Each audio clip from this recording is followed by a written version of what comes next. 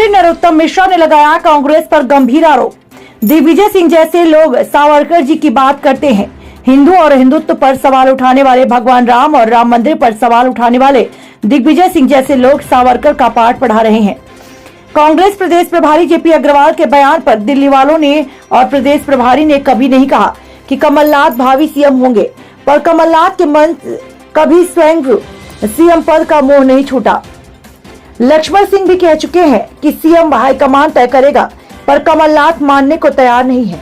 JP Agarwal भी जानते हैं कि सरकार भारतीय जनता पार्टी की बनेगी। कांग्रेस कार्यकर्ताओं को मनाने पर कमलनाथ केंद्र की कोई बात नहीं मानते, ऐसे ही कमलनाथ की जिले में कोई बात नहीं मानता।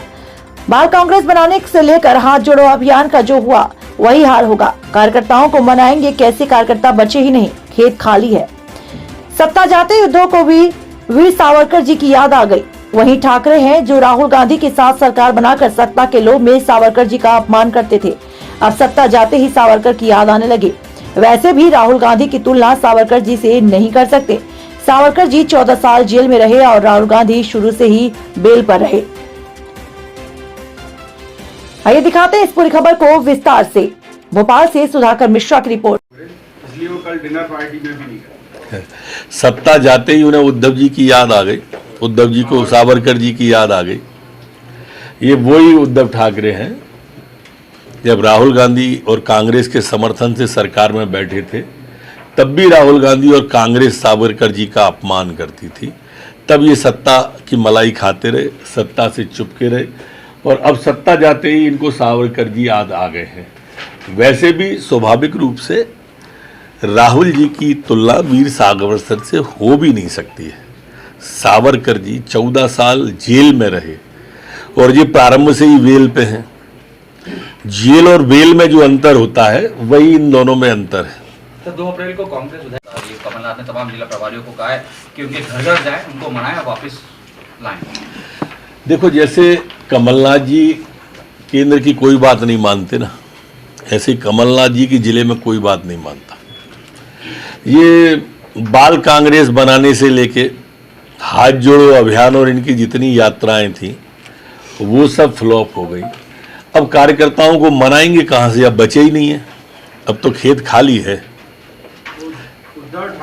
दिग्विजय सिंह सावरकर जी की बात कर रहे हैं, बाबर के हिमायती सावरकर की बात कर रहे हैं। गजब है। जिन्होंने भगवा आतंकवाद कहा, हिंदू आतंकवाद कहा, उनके समर्थक, उनके विचारक हमको अब संस्कृति समझा रहे हैं।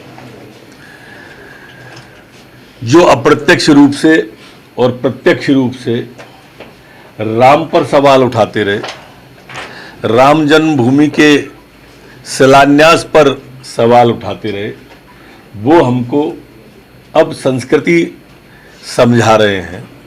जो हिंदू और हिंदुत्व पर सवाल उठाते रहे, वो हमारे को अब संस्कृति सिखा रहे हैं और सभ्यता सिखा रहे हैं।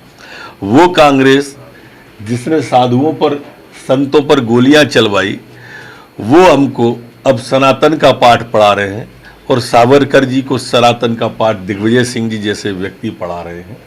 ये स्वाभाविक रूप से बाबर के अनुयायी है, इसलिए ऐसी बात करेंगे।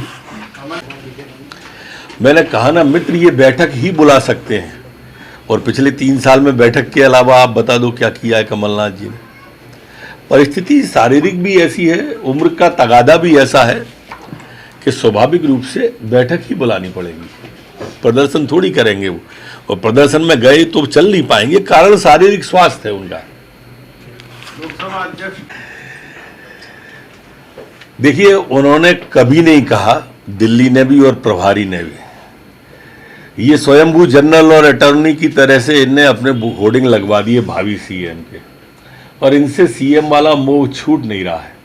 ऐसा नहीं है प्रदेश के प्रभारी कल बोले हैं, इसके पहले आदरणीय अरुण यादव जी कह चुके कि हाईकमान तय करेगा। उसके पहले वरिष्ठ नेता अजय सिंह जी, राहुल भैया तय बोल चुके कि हाईकमान तय करेगा। दिग्विजय सिंह और लक्ष्मण सिंह जी भी इस बात को कह चुके कि हाईकमान तय करेगा। लेकिन जो है कमलनाथ जी, वो मानने पर राजी नहीं है। उनको तो चाहिए कि सरकार बनेगी, इनकी है नहीं। सीएम इसलिए इन्हें बनना है ही नहीं है। प्रभारी अच्छी तरह से जानते हैं कि सरकार भारतीय जनता पार्टी की ही बनने वाली है, और इसलिए वो अकारण को कबीलाई विवाद जिसे कहते हैं ना, ये किसको फिक्र थी कि कबीले का क्या हुआ, सब इस पे लड़ रहे हैं कि सरदार कौन हो। सर